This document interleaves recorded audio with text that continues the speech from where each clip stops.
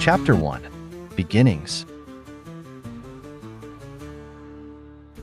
Emmanuel was born in a small, remote village in Ghana, nestled between rolling hills and lush, green forests. The village, named Asokore, was far from the bustling cities, and life there was simple but challenging. The air was filled with the earthy scent of the land, and the sounds of birds chirping were a constant backdrop to the villagers' daily activities. Despite the beauty of the surroundings, the village faced many hardships. Basic amenities were scarce, and access to education, healthcare, and economic opportunities was limited. Emmanuel's family, like most in the village, struggled to make ends meet. His father, Kwame, was a farmer who toiled under the hot sun from dawn until dusk, growing yams, maize, and cocoa on a small plot of land. Farming was labor-intensive, and the yield was often affected by unpredictable weather and pests. Despite the hard work, Kwame's earnings were barely enough to feed the family. Emmanuel's mother, Ama, was a seamstress. She stitched clothes for neighbors, creating beautiful garments with her old sewing machine. Ama's income supplemented the family's needs, but it was irregular and modest. From a young age, Emmanuel was taught the values of hard work and perseverance. His parents, though uneducated themselves, placed a high value on education. They believed that education was the key to breaking the cycle of poverty. Every evening, after a long day of work, Kwame would sit with Emmanuel under the shade of the baobab tree, teaching him to read using old, tattered books. The baobab tree, with its massive trunk and sprawling branches, stood as a silent witness to their nightly lessons. Education is the key to a better future, Kwame would say, his voice filled with hope and conviction. Emmanuel attended the village school, a small, single-room building with a thatched roof and mud walls. The school had few resources, worn-out textbooks, broken desks, and a shortage of supplies. The teachers, though dedicated, were often overworked and underpaid. Despite these challenges, Emmanuel's love for learning set him apart. He was curious about everything, from the stars in the night sky to the way plants grew. His teachers often praised his intelligence and dedication, predicting a bright future for him. However, the journey was not easy. Emmanuel would often stay up late, using a flickering candle to study by the dim light, determined to make the most of what he had. The village had no electricity, and candles were a precious commodity.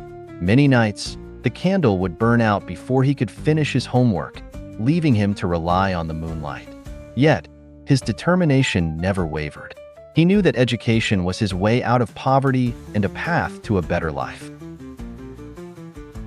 One fateful day, a visitor came to the village, a man named Mr. Johnson, who ran an NGO focused on education in rural areas. Mr. Johnson was tall, with a kind face and a gentle demeanor. He had been traveling through Ghana, assessing the needs of various communities. When he arrived in Asokore, he was struck by the stark contrast between the village's beauty and its poverty. During his visit, he met Emmanuel and was immediately impressed by the young boy's thirst for knowledge and his impressive academic performance. Mr. Johnson spent several days in the village, talking to the elders and observing the school. He saw potential in Emmanuel and decided to offer him a scholarship to continue his education in the capital city, Accra. This scholarship would cover his tuition, books, and living expenses. It was an opportunity that Emmanuel had never dared to dream of.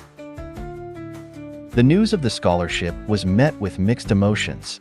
Emmanuel's parents were overjoyed, but also anxious about sending their son so far away.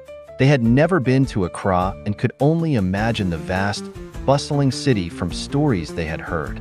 Emmanuel, on the other hand, was filled with excitement and apprehension. He knew this was a once-in-a-lifetime opportunity, but he was also aware of the challenges that lay ahead. Saying goodbye to his family and village was one of the hardest things Emmanuel had ever done. On the day of his departure, the entire village gathered to bid him farewell. The village chief gave a speech, reminding Emmanuel of his roots and encouraging him to make the village proud. As Emmanuel boarded the bus to Accra, he felt a mix of emotions: excitement for the future, sadness at leaving his family, and determination to succeed. The journey to Accra was long and tiring. The bus wound its way through dusty roads and dense forests, gradually transitioning to paved highways as they neared the city.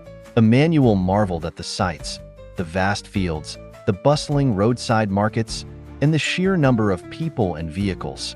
When the bus finally pulled into the station in Accra, Emmanuel was both exhausted and exhilarated. Accra was a world away from Asokore. The city buzzed with energy, filled with tall buildings, bustling markets, and the constant hum of traffic. The air was thick with the smell of street food and the sounds of honking cars. Emmanuel stayed with a host family who treated him kindly and supported his educational endeavors. The family lived in a modest apartment, but to Emmanuel, it felt luxurious compared to his home in the village. At his new school, Emmanuel faced new challenges. The curriculum was more rigorous, and he had to work twice as hard to keep up with his classmates. Many of them came from privileged backgrounds and had access to resources that Emmanuel could only dream of. However, his determination never wavered. He spent long hours in the library, studying and absorbing as much knowledge as he could. He made friends with some of his classmates, who were initially curious about his background but soon came to admire his hard work and dedication. Emmanuel's hard work paid off, and he graduated at the top of his class. His achievements caught the attention of several universities abroad, and soon, he received a scholarship to study business administration at a prestigious university in the United States. This new opportunity was both thrilling and daunting. Leaving Ghana was a significant step, but Emmanuel was ready to embrace the challenge. As he prepared to leave for the United States, Emmanuel took a moment to reflect on his journey. From the remote village of Asokore to the bustling streets of Accra, he had come a long way. He thought about his parents, his teachers, and the baobab tree where his love for learning had been nurtured. He promised himself that he would not forget his roots and that one day, he would return to help his village. With a heart full of gratitude and determination, Emmanuel boarded the plane, ready to embark on the next chapter of his life. Little did he know that his journey was just beginning, and that the lessons he would learn along the way would shape not only his future, but also the future of many others. In the next chapter, we will continue the journey of Emmanuel.